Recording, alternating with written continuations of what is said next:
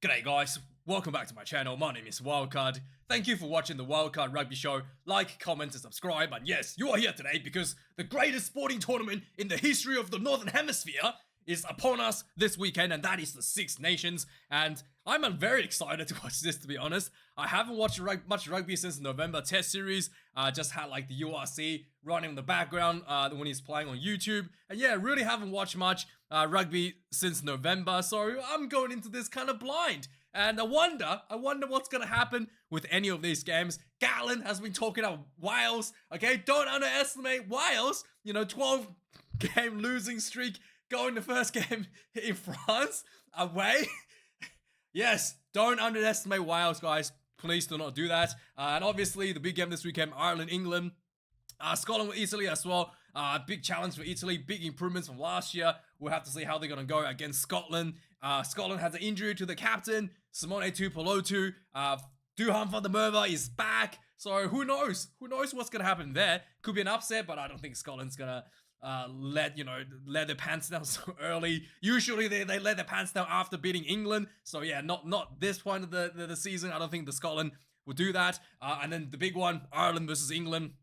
This time in Lansdowne Road, England's going to be heading there with a new captain, Maro Itoje. The team has been announced. We'll have a look at that in a minute. And yeah, it's gonna be a tough game. Ireland, obviously, Andy Farrell has moved on for the Lions tour duties. We're gonna look at some of the new additions to their staff members as well.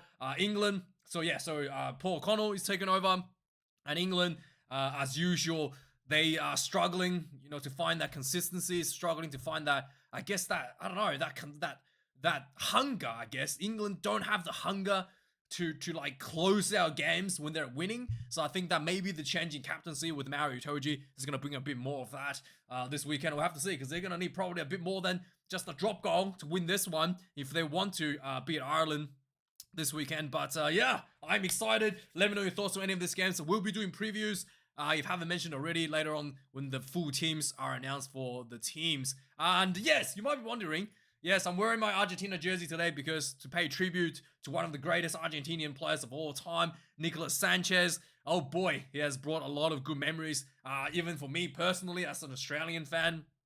Him kicking penalties to beat the All Blacks the first time here in Sydney during the lockdowns. Him, coming off the bench, beating, scoring a try to beating Wales in the quarterfinals at the Rugby World Cup 23, and it goes way back as well. He's been there for a very long time for Argentina, an absolute veteran, full of passion, 104 appearances, and yeah, I mean it's gonna be different. I think he has left Argentina in a better position, than he went into the team, and I think that it is a legend, and congratulations on the amazing career, and thank you, Nicolas Sanchez, for all the great memories that you have given all the rugby fans around the world, I guess. And so moving on, there's been some changes to the Six Nations adoption. The Northerners finally has warmed up to the idea of 20-minute red card. I think it's a great decision. So the 20-minute red card only applies to accidentally. People don't quite like understand how this works. Only applies to accidental infringements that's like like accidental head-on-head collision in a tackle, or like in a collision in the air and someone landed on their head, stuff like that. Only accidental stuff you can get a 20-minute red card, and I'm pretty sure a 20-minute red card can only be given by the bunker review. So if a referee says, okay, this has to go to the bunker, goes to the bunker review, that's the only time the red card's given. 20 minutes. So if the guy's off with the yellow and it's like, okay, it's actually turning into red, that's a 20-minute red. If the referee on field issues a red card, it's still a full off-field send-off. Okay, so yeah, and that only applies to like egregious stuff, like if you punch someone or if you like swear at the abuse the referee or something, then you get sent off for the rest of the game if you do something extremely awful. But yeah, outside of that, the referee would not give red card. He would just give yellow, and then TMO review, and the TMO will determine if there was an accidental, if the severity of the incident warrants a red card, and if it's determined, yep, that's a high shot, and there's no mitigating factor, then you get a 20-minute red card from the TMO. That's how this works. So yeah, just keep in mind, if the referee give out red card right away on the field, it's still the full duration red card. I've gone through a lot of reasons why I like the 20-minute red card. I think the main one, for my opinion, is that if you commit the same crime, you need to get the same punishment, right? If you put on a high shot on somebody, head-on-head collision, for example, if this happens 20 minutes into the game, then you're punished for 6 minutes. If this happens in the 60th minute, then you only get punished for 20 minutes. It's the same crime. You should be punished for the same duration. I just don't think that it's especially when these things could just happen out of nowhere, like because it's an accident. It really shouldn't, like, the game shouldn't just be lost because of that. I think that the teams should be receiving the same punishment regardless of when it's occurred. In the incident, that's pretty much like an accident most of the times anyway. So I think that 20-minute red card is fairer than the full send-off for these sort of incidences. And then obviously, if you punch somebody, you still get sent off for the full duration there. So there's also, you know, the 60-second for the kicking, both for penalties and conversions. Conversions reduced down from 90. 30-second added to the lineouts. Scrum as well, which has already been scrum has already been forced. There's also protection from the scrum half, like the scrum in the scrum feed. The opposition scrum half cannot advance past the tunnel, and also there's like a protection zone around the. I think there's a protection around the ruck. You can't actually charge down the halfback anymore. So, but then they're also gonna speed up the box kick, so you're gonna take few less time to do your box kick there as well. So yeah, so that's some of the law changes that's gonna be implemented for the Six Nations. So yeah, there was a bit of an incident this weekend. Makazora Mapimpi has been accused of eye gouging in the game against the Scotland team, or not Scotland, Wales team, Cardiff. So you can, I don't know if you can see here, let me see if you can get this a bit bigger, but it looks like Mapimpi has shoved his hand into his eye. Let's have a look. So it looks fine there. That there, you can see that hand thumb up there. I mean, you know, it's not sure, not 100% clear, but if that's actually what happened, he shoved his, if that's actually what happened, he put his thumb in someone's eye. Yeah, he's channeling a bit of a Scott Burger that I think is a little bit disgraceful in today's time. You know, if this was 10 years ago, it would have been whatever, but nowadays this is I have to say it's a bit disgraceful if that was actually to be the case. Just channeling a bit of a Scott Burger there. You know, he's feeling like he's got his blonde hair on top of his dome. But yeah, shouldn't really do that these days in rugby, especially with this sort of things. You could take someone out of their career, like you could wipe out quite a bit of their their professional career with an eye injury. Just really not needed for any of that. Anyway, moving on. Speaking of some foul plays, to the kind of like on the other end of the spectrum, Dion Farrell accused Leinster of being rude. Essentially, he's accused Leinster of running around shouting during their line-out calls, as resulting to them not able to hear or react to the line-out calls properly because of disruptions. That's pretty much part of the game, right? Like, even when I was as a kid, everybody tried to like, you know, make as much commotion as you can to confuse the opposition. And you know, especially if you can yell really loud and they couldn't hear the line-out call or something, anything you can do to disrupt the opposition, it should be game. And I think he's saying that this is a bit disrespectful, but you know, I think Dion Fury is probably, I think that's probably a bit too far on the other end of the spectrum. The European round of 16 has been announced, the Champions Cup and obviously the Challengers Cup. It's pretty sad to see that all the South African teams has been knocked out of the Champions Cup, adding to a lot of the accusations that they aren't up to scratch. And you know, there was some talks of kicking the South Africans out of the Champions Cup because technically they're not in Europe. And I mean, if they get kicked out, it'd be nice if we can have some kind of Super Rugby old style Champions Cup, maybe like the top 2 teams from each nation plays in, maybe top 3 teams from each nation, because there's 3 nations. So you end up with no, that's not right. Top 2 teams, top 2 teams from each nation, so it'll be 6 teams. Maybe can play in some kind of a playoff. That'll be kind of nice, I think. Between the South Africans and then the New Zealand, Australia every year for a bit of a Champions Cup for us. That'll be pretty nice, I think, and you bring back vibes of the old, the old Super Rugby times as well. I think that'll be pretty nostalgic. But again, the time difference will be a bit of a thing. They'll probably just do like a super round, maybe just get all the teams together and have them play like 1 round in South Africa, 1 round in New Zealand, and 1 round in Australia, and then like a final from the result of that. That'll be pretty cool, I think. Something like that. Yeah. So everybody gets a bit of a time advantage in that regard. So yeah, moving on. The Lions, the British one, the shit one, right, has poached a bunch of new, one of the Aussies that betrayed us, right? So David Lucifora,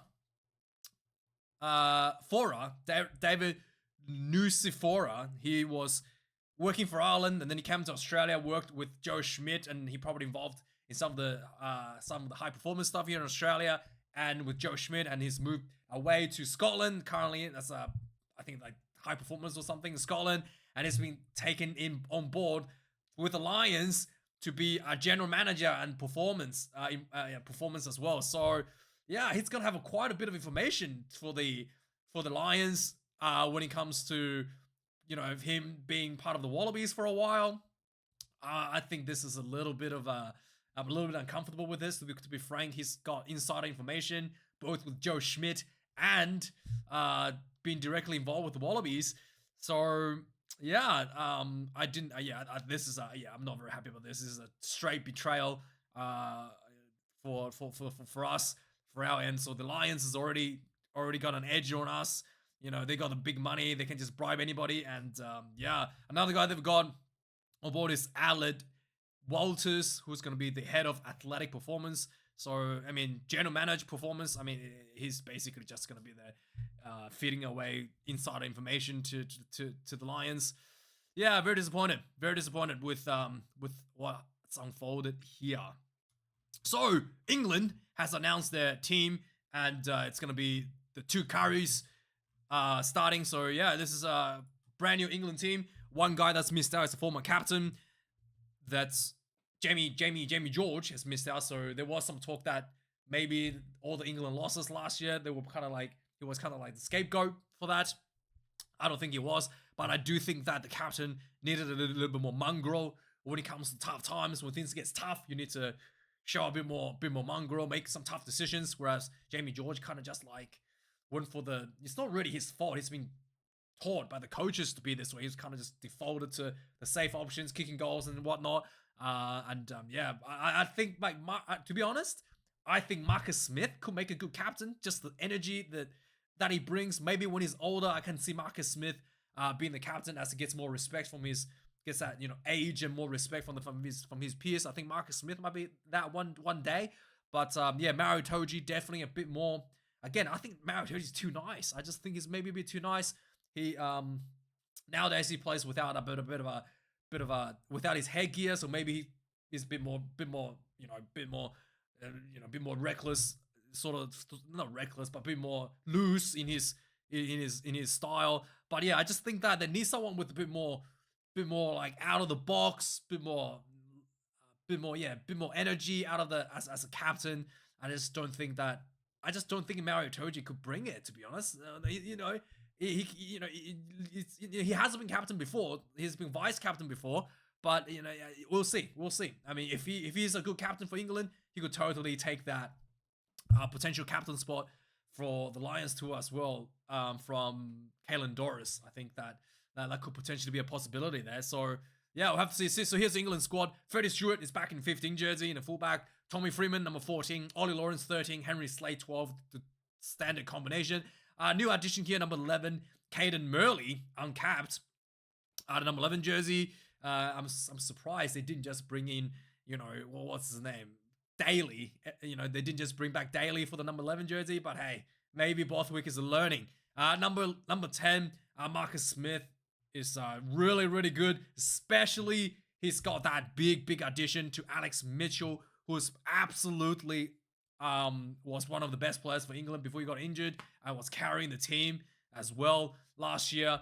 And yeah, having him back next to Marcus Smith, this could be a very dangerous combination here for England. Ellis Genji coming number 1, Luke Cowan-Dickie number 2, Will Stewart number 3, Mario Itoje captain number 4, George Martin number 5, Tom Curry number 6, Ben Curry number 7. And interesting to see that Ben Curry getting 7 ahead of Tom Curry.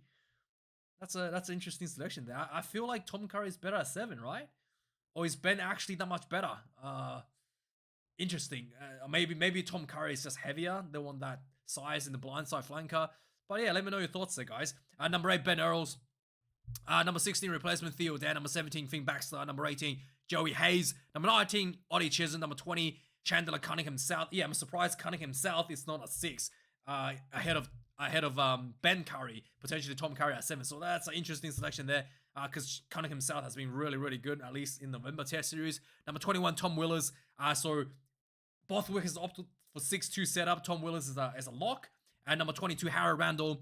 The number 9 reserve. And number 23, Finn Smith. No George Ford at all in this team. So he's I'm pretty sure he's part of the squad. So yeah, Mario Itoje talks about he wants to not some of the priorities for the game as a captain.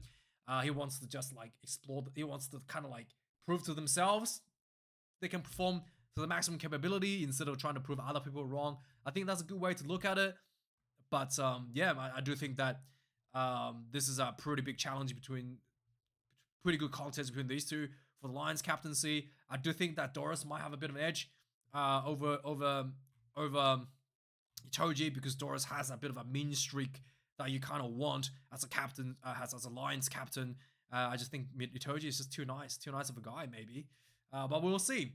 Speaking of big injury from the Ireland team, Ty Furlong is out with calf problem. He's had a bit of a persisting issue. Hasn't played much international test. He hasn't played November at all, so he's going to be out for a bit as well. Probably too much creatine in the hot weather in Portugal. Maybe something that's causing some calf issues. But anyway, just speculating. Warren Gatland, yes, don't underestimate Wales. Gatland says, and he's already sacked one of his own assistant coach. Alex King has been sacked. There was some historical beef between Adam Jones and Warren Gatland. Adam Jones has been called in to be the scrum coach. So they say they kissed and made up. So yeah, imagine him and Gatland kissing will be quite a sight. So yeah, internally the camps hasn't been that great. A bit of a controversial take here from a former Welsh legend, I would say legend, maybe not legend, but Gavin Hansen has come out and basically said that in the Big Jim's show that he felt like the problem here with the Welsh team currently is that the what do you call it, it lies on the players, not on the coach Warren Gatland. Yeah, I think that's a bit tough. I think Gatland has made some poor decisions with some of his selections, and especially I don't think Gavin Hansen, you were not that good of a player. The record, the Welsh record when you were playing was not that good, Gavin. So yeah, so I'm pretty sure it was pretty horrendous when he was playing for Wales. And to say that the current players are not really at the level of the rivals, it's a bit of a hypocritical because I didn't think that he was that great back then. Same thing could be said about you when you were playing. So I thought it was a bit weird coming out of him. But anyway, they're going to be facing up the powerhouse this weekend in France. Damien Penaud has suffered a bit of a muscular injury, so he's going to be resting against Wales this weekend. And the Scotland will be playing Italy, but they will have a couple of injuries for them. Gregor Hiddleston has been out with an ankle injury, and then Scott Cummings also out with a broken forearm. So a couple of losses here for Scotland. Duhan van der Merwe will be back to play. he's ready to go. Then moving on to New Zealand. So there was some talks that there's been a lot of talks actually, Richie Mo'unga returning to New Zealand. There's a lot of people putting on their wishing list to get him back. And there was apparently a talk between him, discussion between him and New Zealand Rugby of potentially coming back to New Zealand pronto, immediately. And the talk has been reportedly last week that it's broken down. So he's decided to stay in Japan. He has a 3-year contract with Japan. In Japan, his Japanese club, Brave Lupus. And then he basically, the Japanese club has agreed to let him go early. He's still got maybe like a year, maybe like a year or two, a year or two left on his contract. The club has agreed to let him go, 2 years left on the contract, has agreed to let him go. He decided to stay in Japan and finish off his contract. So I think he wants to go do a country switch after 3 years, because after 3 years, you're allowed to play for a different country. I think he wants to play maybe for Samoa. That's my speculations.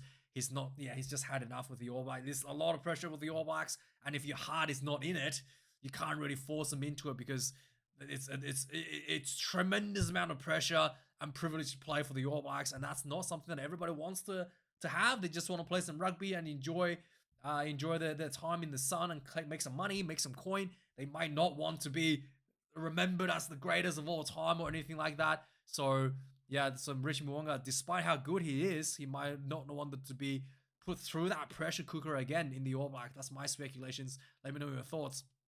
But anyway, the good news for the All Blacks is Joey Manu potentially, he's got an opportunity to play for the All Blacks. He's switched from playing rugby league. He's currently playing under probably the greatest coach ever in the history of New Zealand. That is Sir Steve Hansen.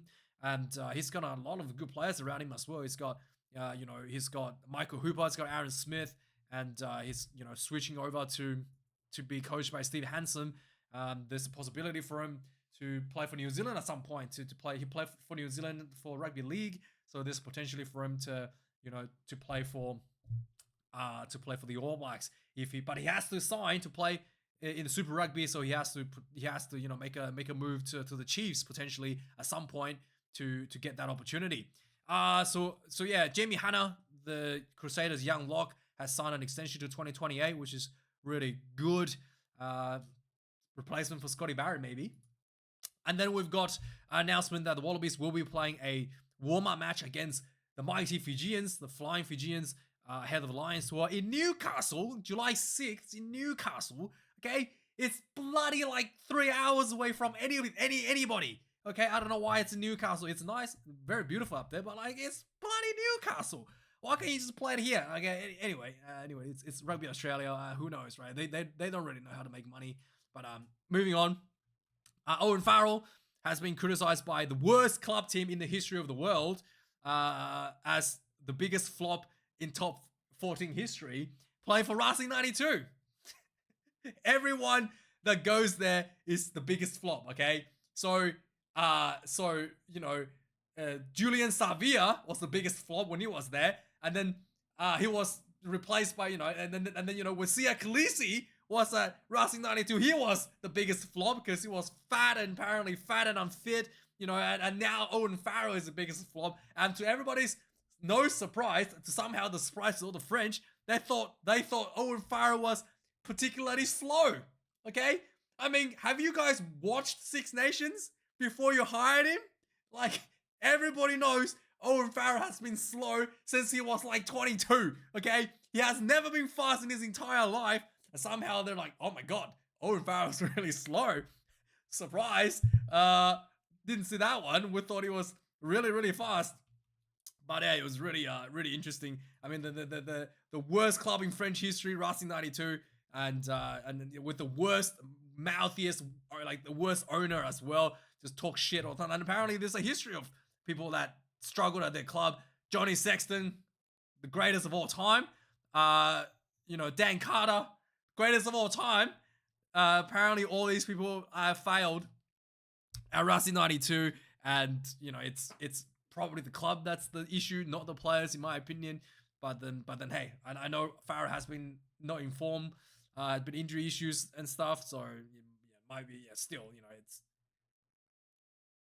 God, this helicopter just flew past. But anyway, that's the news for this week, guys. Thanks for watching. See you guys later for the previews for Six Nations. And have a good one. Cheers.